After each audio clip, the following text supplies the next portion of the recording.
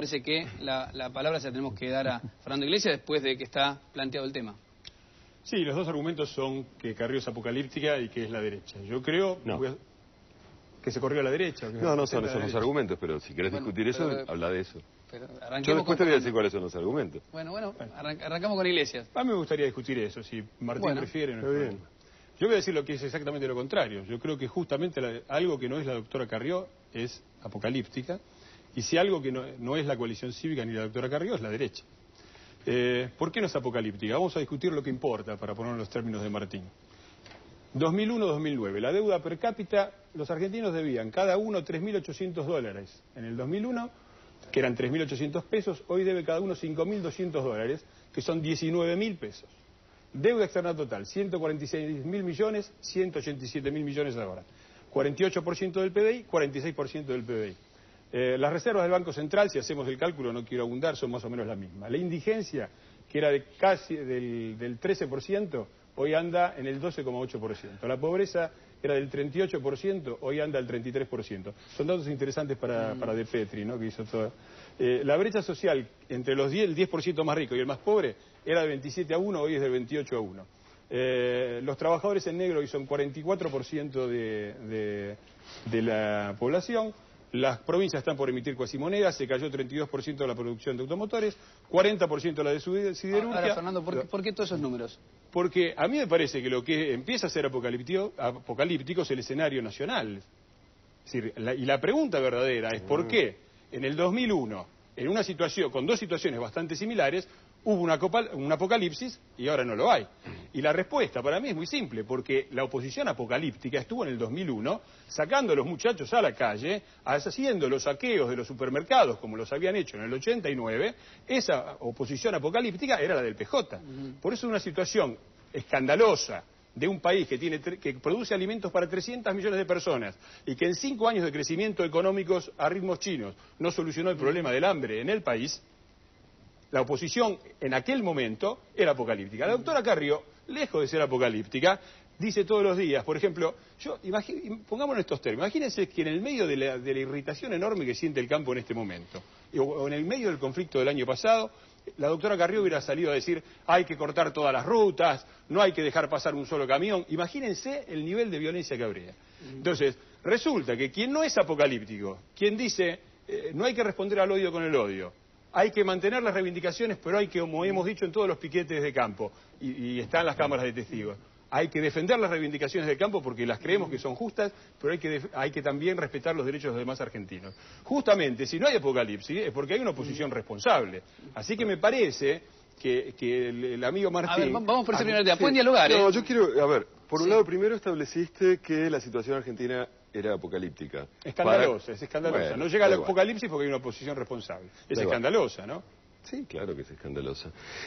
A mí lo de definir que si Elisa Carrió es apocalíptica o no es apocalíptica, la verdad me interesa poco. Me parece una discusión bizantina, una discusión de teólogos, y creo que ni vos ni yo lo somos.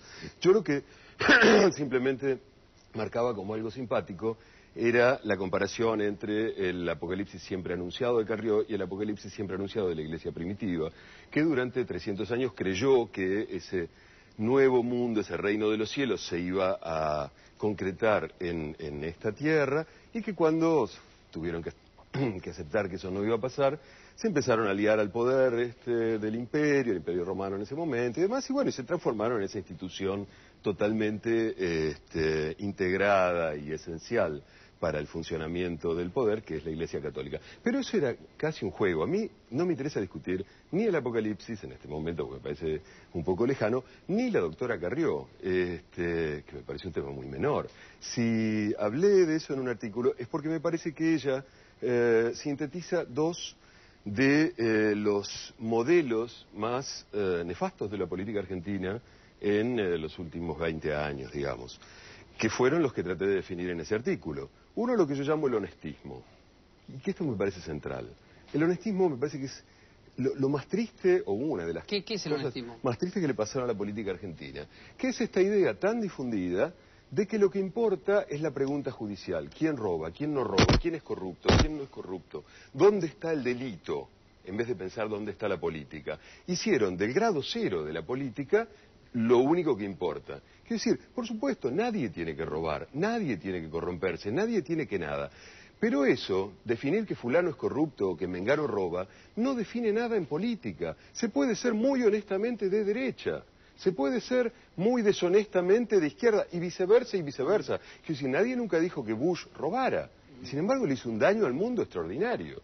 Entonces, limitar el pensamiento político a la denuncia, a la búsqueda del hecho criminoso, es terrible, y en la Argentina ha hecho un daño espantoso. Perdón, solo porque eso fue así, se explica un engendro político del tamaño de la alianza que nos gobernó entre el 99 y el 2001, donde se juntaron el supuesto centroizquierda y conservadurismo católico de la Rúa y compañía, en un solo bloque que solo se podía juntar porque supuestamente los enemigos robaban, porque la denuncia de la corrupción los unía y ellos decían, no, nosotros somos honestos. A eso llamo el honestismo, a dejar de lado cualquier debate político en aras de pensar quién roba, quién no roba, quién es corrupto, quién no lo es. Fernando. Para empezar, a mí no me parece que sea una cuestión secundaria, porque cuando se dice que una candidata a la presidencia de la Nación, que es la principal referente de la oposición, la segunda en las últimas elecciones, es apocalíptica, indirectamente se está diciendo que no puede gobernar. Entonces, lo que se hace... No puede, ¿no? Sí, bueno, está bien. Bueno, si yo digo... Vos ratificás que no puede. No, pero no se necesita decir indirectamente, yo lo he dicho directamente, pero no me importa eso, te digo, discutamos sobre lo que me parece que importa. Bueno, pues discutamos también lo que a mí también me parece que importa. A mí me parece que importa, para cambiar este país, yo estoy de acuerdo en que terminar con la corrupción no es un programa suficiente. Hay muchísimo más, y la coalición tiene muchísimo más, tiene equipos técnicos, tiene programas. A mí me sorprende, por ejemplo, ahora escucharlo a Solá hablar de un ingreso para todos los pibes. Eso se llama INCINI, Ingreso Ciudadano a la Niñez, es una propuesta del ARI, que hoy forma parte de la coalición cívica, que tiene 8 años de antigüedad y que Solá... No, perdóname, fue una propuesta de la CTA mucho antes que eso. Bueno, perfecto. Entonces no digas que inventaron el café, porque el café ya está inventado. Martín, los ingresos ciudadanos universales son una propuesta que existen en todo el mundo. Por eso. Sin embargo, vos acabás de decir, es una propuesta que hizo el ARI hace 8 años. Antes la habían hecho otros. El primer sector político que planteó esto como un proyecto de ley en el Parlamento fue el ARI. ¿Me equivoco?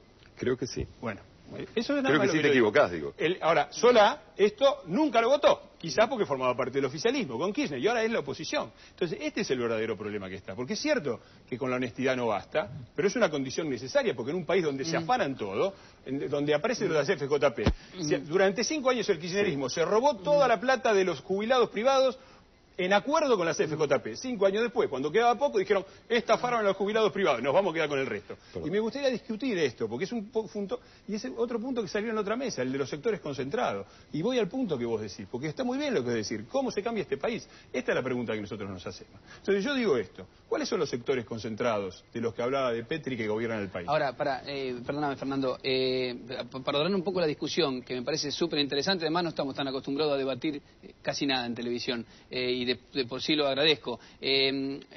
Caparrós dice además que la ubica a Carrió en la derecha. A ver si podemos definir un poco eso, porque seguís ratificando eso. Antes que eso yo quiero decir por qué. A ver, si no, sí por qué y él responde. Yo digo por qué, porque yo creo que la política de izquierda consiste en pensar juntos, organizarse juntos y hacer cosas juntos. Creo que la política de la izquierda se diferencia de las otras formas de hacer política en que requiere que haya mucha gente que se junte, que interactúe, que discuta, que esté en desacuerdo y que llegue a algún tipo de síntesis y que decida ir juntos hacia un determinado objetivo. Eso es, por supuesto, lo que no hace este gobierno. Este gobierno es totalmente personalista en sus decisiones, concentra el poder y demás, y eso es lo que nunca hicieron ninguno de los telepolíticos argentinos de los últimos 15 o 20 años, digamos, el modelo Chacho Álvarez, que también asumió después la doctora Carrió. Quiero decir, la doctora Carrió cada vez que empezó a conformarse alrededor de ella un equipo de gente, un pequeño embrión de partido, con discusión, con propuestas, con debates internos, con organización, se lo cargó. Dijo no, acá la que dice lo que hay que hacer soy yo, ustedes se van, ustedes se quedan, ustedes hacen, ustedes deshacen, y fue cambiando. Que esa praxis determina... Esa es una praxis de derecha, la praxis personalista de no querer hacer política entre muchos, sino lo que yo digo. A ver si Fernando lo puede... Bueno, la coalición cívica en 2 años, que se formó hace menos de 2 años, fue la segunda opción electoral votada por todos los argentinos en las últimas elecciones. A mí me parece que eso no se consigue por métodos autoritarios ni personalistas. Se consigue incorporando equipos, incorporando personas. Yo puedo hablar de mi experiencia. A mí la doctora Carrión me ofreció participar de la coalición cívica y después entré en la lista de diputados y nunca me pidió absolutamente nada. Ni jamás me llamó para decirme tenés que votar aquello o tenés que decir lo otro. Jamás. Nunca. Entonces yo estoy completamente en desacuerdo con cómo funciona la coalición cívica, de acuerdo a lo que dice Carlos. ¿Te sentís un poco desdeñado? ¿Desdeñado en qué sentido? No, porque no te llama, digo, no sé. No, yo no vine a... yo no soy soldado de Carrión, ni fui ahí para que Carrión me llamara por teléfono. Yo fui invitado por Carrión para ser libre y para defender mis principios, que son públicamente conocidos, están publicados en 5 libros, escribo artículos todos los fines de semana.